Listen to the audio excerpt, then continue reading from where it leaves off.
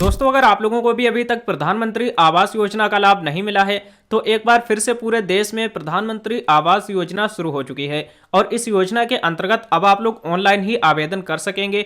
आपको किसी भी सीएससी सेंटर, किसी भी जन सेवा केंद्र पर जाने की जरूरत नहीं पड़ेगी। ऑनलाइन ही खुद से आप लोग घर बैठे इस योजना के अंतर्गत आवेदन कर सकेंगे। और इसके बाद में आप लोगों को भी गवर्नमेंट की तरफ से मकान बनवाने के लिए 2.5 लाख रुपए दिए जाएंगे। तो इस वीडियो में मैं आप लोगों को complete step by step process बताने वाला हूं कि कैसे आप लोग सिर्फ अपने आधार कार्ड के माध्यम से प्रधानमंत्री आवास योजना 2024-25 के लिए ऑनलाइन ही अप्लाई कर सकते हैं। तो इसके लिए आप लोगों को करना क्या है, सबसे पहले अपने मोबाइल या लैपटॉप के किसी भी ब्राउजर को ओपन करेंगे। यहां पर आपको टाइप करना है पीएम आवास योजना शहरी और सर्च कर देंगे। आप लोगों के सामने दो ऑप्शन आ जाएंगे, जिसमें कि सेकंड नंबर पर जो लिंक दिखाई दे रहा, आप लोगों को इसी वाले लिंक पर एक बार क्लिक कर देना है। आपके सामने कुछ इस तरह से पोर्टल आ जाएगा। यहां पर आपको ऑप्शन देखने को मिल जाता है साइन इन। आपको इस वाले ऑप्शन पर क्लिक करना है। क्लिक करने के बाद में नीचे की साइड में ऑप्शन मिलेगा न्यू यूजर रजिस्टर हेयर, तो आपको इसी वाले ऑप्शन पर एक बार क्लिक कर देना है। और क्लिक करने के बाद में आपके सामने कुछ इस तरह से पीएम आवास योजना का पोर्टल आ जाएगा, जिसमें कि ऊपर ही लिखा हुआ है अप्लाई फॉर पीएम AYU 2.0। तो आपको इसी वाले ऑप्शन पर एक बार क्लिक करना है। अब आपके सामने कुछ इस तरह से पेज आ जाएगा। यहां पर आपको अप्लाई फॉर पीएम AYU 2.0 वाले ऑप्शन पर एक बार क्लिक करना है। कुछ यहां पर यूजर इंस्ट्रक्शंस आ जाएंगे, जिन्हें कि आप चाहें तो रीड कर सकते हैं। और क्लिक टू प्रोसीड वाले ऑप्शन पर एक बार क्लिक करेंगे। इसके बाद में आपके पास कौन कौन से दस्तावेज होने चाहिए वो देखने को मिल जाएंगे। तो आप चाहें तो इंग्लिश में यहाँ पर डॉक्यूमेंट्स देख सकते हैं और हिंदी में भी यहाँ पर दस्तावेज दिए गए हैं। सबसे पहले हम बात कर लेते हैं कि कौन कौन से दस्तावेज आपके पास होने चाहिए। इसके बाद मैं आप लोगों को ऑनलाइन फॉर्म अप्लाई करके बताने वाला हूँ। तो यहाँ पर आप लोगों के पास में सबसे पहले तो आधार कार्ड होना चाहिए, जिसके भी नाम से आवेदन करना चाहते हैं। इसके बाद में आपके परिवार के सभी सदस्यों के पास भी आधार कार्ड होना चाहिए। इसके बाद आप लोगों का एक बैंक अकाउंट भी होना चाहिए, जिस भी बैंक अकाउंट में आप लोग इस योजना का पैसा प्राप्त करना चाहते हैं। और आपका जो बैंक अकाउंट है वह आप लोगों का आधार कार्ड से जुड़ा हुआ रहना चाहिए। इनकम सर्टिफिकेट आपके पास में होना चाहिए। जाति प्रमाण पत्र होना चाहिए। अगर आप जनरल में आते हैं तो जाति प्रमाण पत्र की आवश्यकता नहीं पड़ेगी। इसी के साथ में जिस भी भूमि पर आप लोग आवास बनाने वाले हैं तो उस भूमि के दस्तावेज भी आपके पास में होने चाहिए, जैसे कि उस जमीन का बैनामा वगैरह होना चाहिए। तो सभी दस्तावेज आपको कंप्लीट करके रख लेने हैं। इसके बाद प्रोसीड वाले ऑप्शन पर क्लिक करना है। क्लिक करने के बाद में यहाँ पर आप लोगों को इनकम टाइप कर देनी है। और ये इनकम आप लोगों को वो इनकम टाइप करनी है जो कि आपके इनकम सर्टिफिकेट पर है। इसके बाद में 3 ऑप्शन मिल जाते हैं BLC, AHP और ISS। तो अगर आप लोगों की खुद की जमीन है तो यहाँ पर पहले वाले ऑप्शन को सिलेक्ट कर लेंगे। अगर आप लोग कोई भी प्लॉट वगैरह खरीद करके आवास बनाएंगे तो सेकेंड नंबर वाले ऑप्शन को सिलेक्ट करेंगे। अगर आप लोग लोन लेकर जमीन वगैरह लेते हैं और उस पर मकान बना तो आपको थर्ड नंबर वाले ऑप्शन को सिलेक्ट करना है।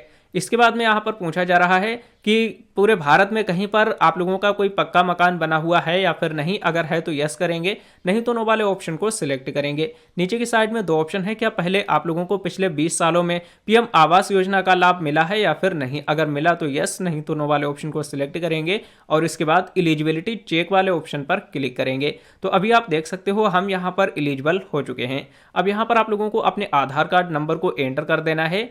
इसके बाद आपके आधार कार्ड में जो भी नाम है सेम टू सेम नेम यहाँ पर आपको फिल कर देना है।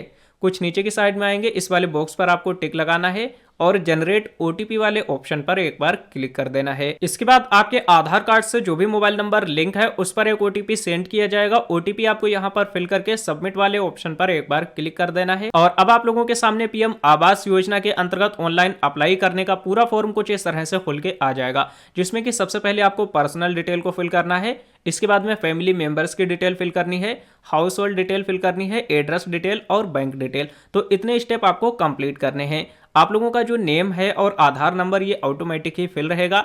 इसके बाद अगर आपके पास में पैन कार्ड नंबर है तो यहाँ पर पैन कार्ड नंबर फिल कर देना है। डेट ऑफ बर्थ आपको इस कैलेंडर के माध्यम से सिलेक्ट कर लेना है। यहाँ पर आपको मोबाइल नंबर एंटर करना है। इसके बाद यहाँ पर ईमेल आईडी आपको फिल कर देनी है। कुछ नीचे की साइड में आएंगे, अब आप लोगों को यहाँ से अपना जेंडर सिलेक्ट कर लेना है। और इसके बाद में यहाँ पर आप लोगों को मैरिटल स्टेटस बताना है, मैरिड है, अनमैरिड, सिंगल, जो भी है आपको सिलेक्ट करना है।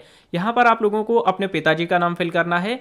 यहाँ पर आप लोगों को पिताजी के आधार कार्ड नंबर को फिल करना है। इसके बाद यहाँ पर माताजी का नाम फिल करेंगे। यहाँ पर माताजी के आधार कार्ड नंबर को फिल कर देंगे।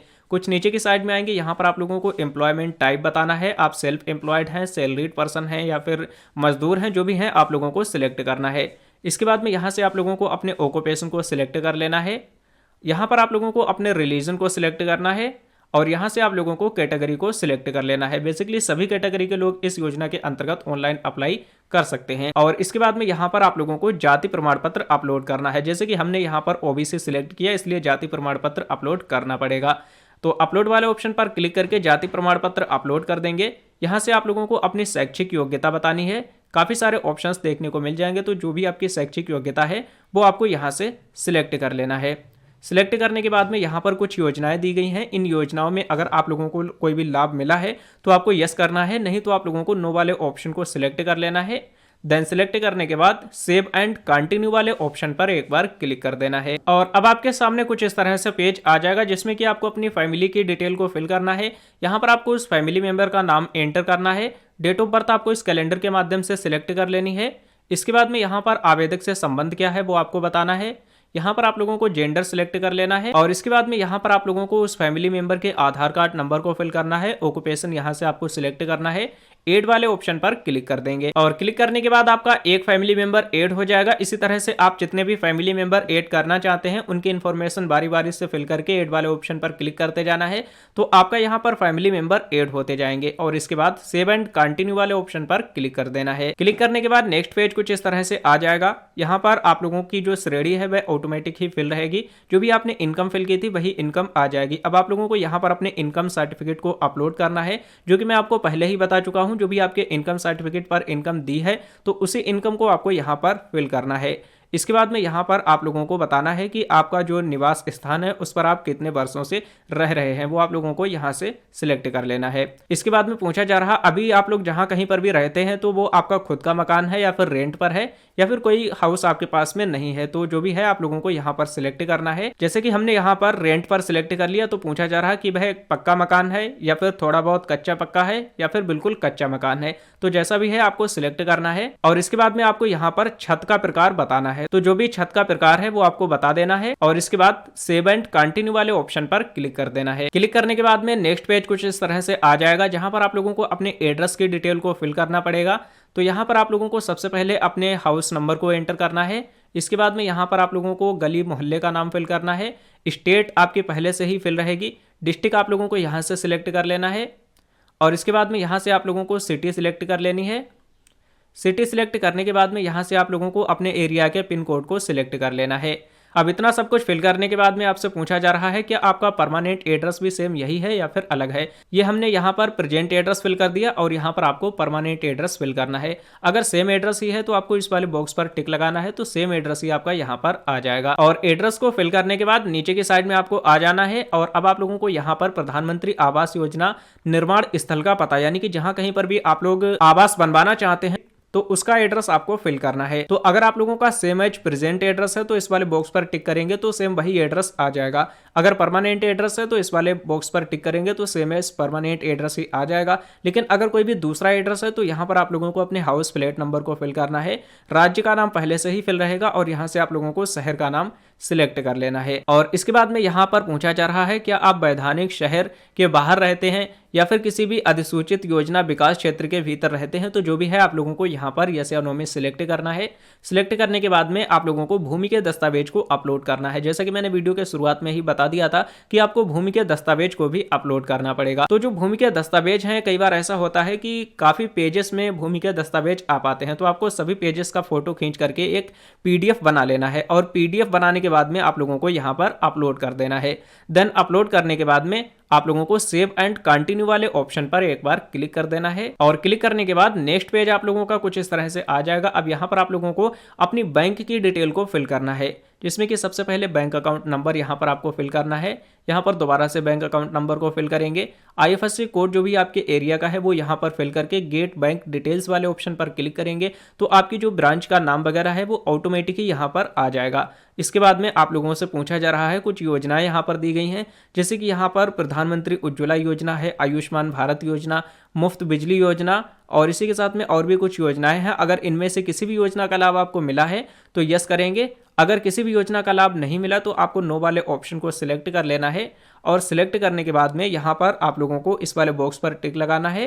इसके बाद फाइनल सेव वाले ऑप्शन पर क्लिक कर देना है। जैसे ही आप यहाँ पर क्लिक करेंगे आप लोगों का जो फॉर्म है वह फाइनल सबमिट हो जाएगा। फॉर्म फाइनल सबमिट होने के बाद में आप लोगों का जो फॉर्म है वह ऊपर वेरिफिकेशन किया जाएगा। वेरिफिकेशन होने के बाद में अगर सब कुछ डिटेल्स सही निकलती है, डॉक्यूमेंट्स वगैरह बिल्कुल सही है, आपके नाम से मैच वगैरह हो रहे हैं, तो आप लोगों का जो फॉर्म है वह सक्सेसफुली वेरीफाई कर दिया जाएगा। फॉर्म वेरीफाई होने के बाद में जब 2025 की लिस्ट आएगी तो उसमें आप लोगों का नाम ऐड कर दिया जाएगा और नाम को ऐड करने के बाद में आप लोगों को गवर्नमेंट की तरफ से मकान बनवाने के लिए आर्थिक सहायता दी जाएगी। सो इस तरह से आप लोग बहुत ही आसानी से घर बैठे ही पीएम आवास योजना के अंतर्गत ऑनलाइन ही अप्लाई कर सकते हैं। यह पूरा प्रोसेस शहरी के लिए था, अभी ग्रामीण का कोई भी ऑनलाइन का प्रोसेस नहीं है। जैसे ही कोई ऑनलाइन का प्रोसेस आता है तो मैं उस पर भी वीडियो बना दूंगा।